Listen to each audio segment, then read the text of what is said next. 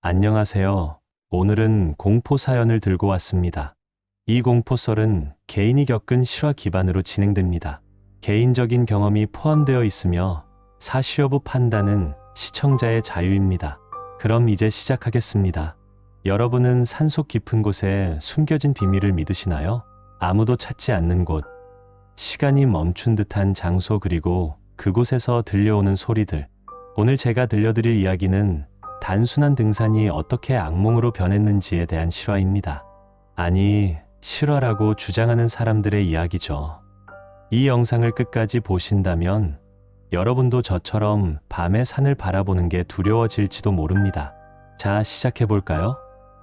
제목은 잊혀진 산속 폐가입니다. 2023년 가을, 4명의 친구들이 있었습니다.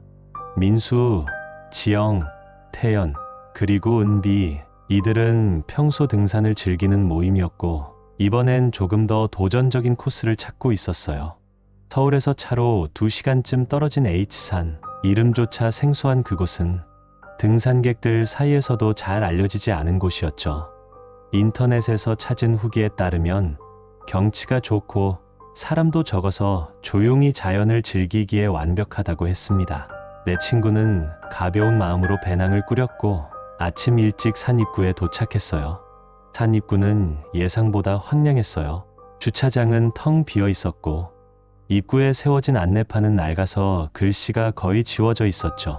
그래도 민수는 이런 곳이 더 매력 있지 않냐며 웃었고 다들 동의하며 발걸음을 옮겼습니다. 초반엔 평범했어요. 가을 단풍이 물든 나무들, 멀리 보이는 능선, 그리고 쌀쌀한 공기. 지영은 카메라를 꺼내 사진을 찍었고 태연은 농담을 던지며 분위기를 띄웠죠. 하지만 몇 시간쯤 지났을까요? 해가 중천에 떠 있을 때쯤 그들은 뭔가 이상하다는 걸 깨달았습니다.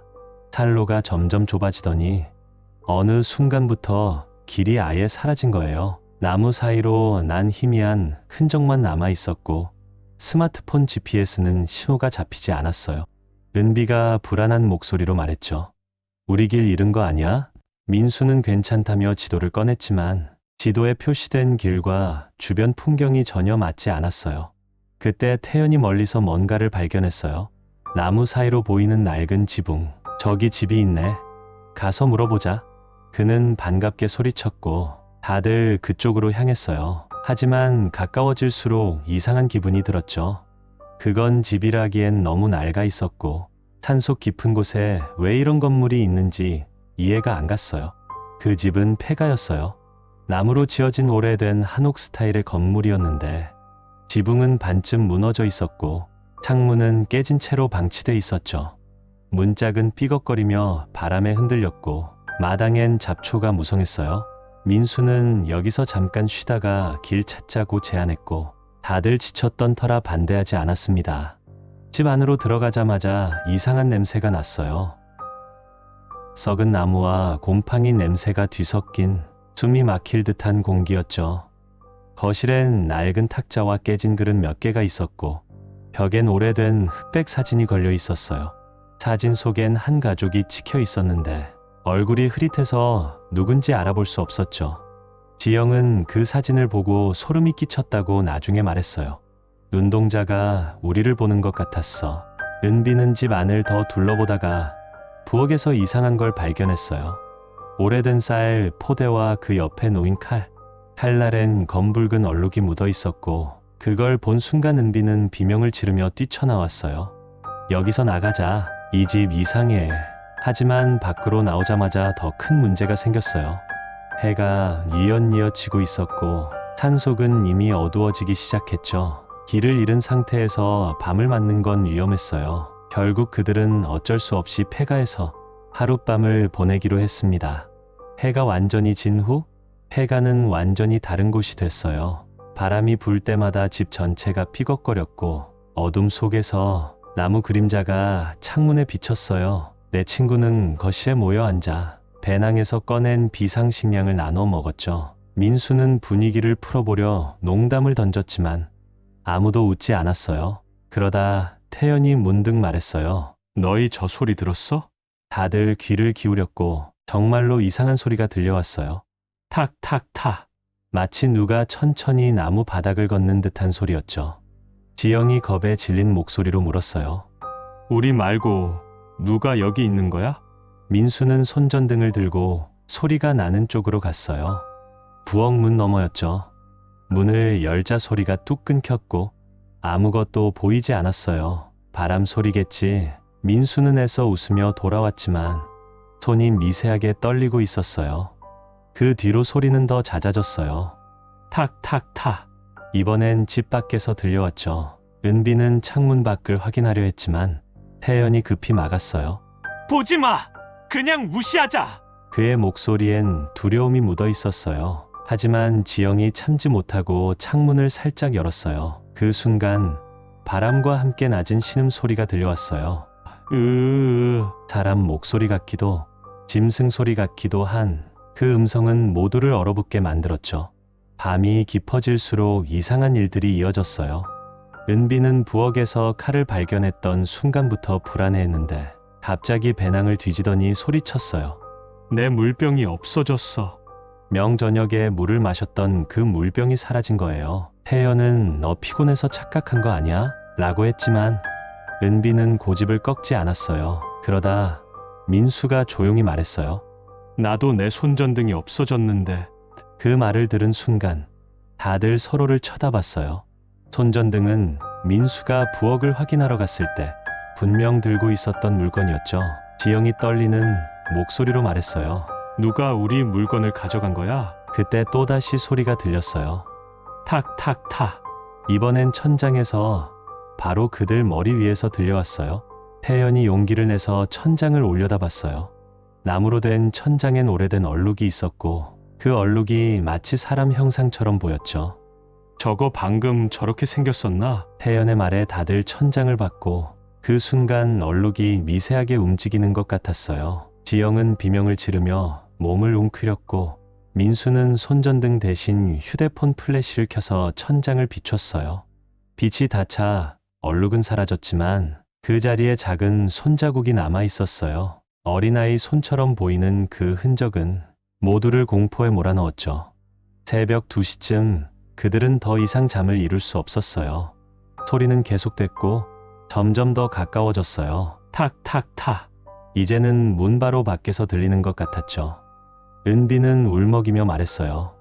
우리 여기서 나가자 제발. 하지만 밖은 캄캄했고 산속에서 길을 잃은 상태로 움직이는 건 자살 행위나 다름없었어요. 그때 지영이 사진을 찍었던 카메라를 꺼냈어요. 이거라도 남겨놓자. 무슨 일이 생기면 증거가 필요할지도 몰라. 그녀는 떨리는 손으로 카메라를 켜고 플래시를 터뜨리며 방 안을 찍었어요. 사진이 화면에 떠올랐을 때 다들 숨을 멈췄어요. 그들 4명이 앉아있는 모습 뒤로 창문 밖에 서 있는 형체가 찍혀 있었어요. 얼굴은 보이지 않았지만 긴 머리카락과 비틀린 자세가 뚜렷했죠. 태연이 소리쳤어요. 뭐야 이게? 지금 밖에 누가 있는 거야? 민수는 문으로 달려가 잠갔다고 생각했던 자물쇠를 확인했어요. 그런데 자물쇠가 부서져 있었어요. 언제 어떻게 부서진 건지 아무도 몰랐죠. 그 순간 문 밖에서 다시 신음소리가 들렸어요. 이번엔 더 가까웠고 문이 살짝 흔들리는 것 같았어요. 은비는 정신을 잃을 듯 비명을 지르며 구석으로 물러났고 지영은 카메라를 계속 찍었어요. 사진마다 그 형체가 점점 더 가까워졌어요. 창문에서 문으로, 문에서 방 안으로, 마지막 사진엔 그 형체가 바로 그들 뒤에 서 있었어요. 하지만 방 안을 돌아봤을 때 아무도 없었죠. 새벽 4시 해가 뜨기 직전이었어요.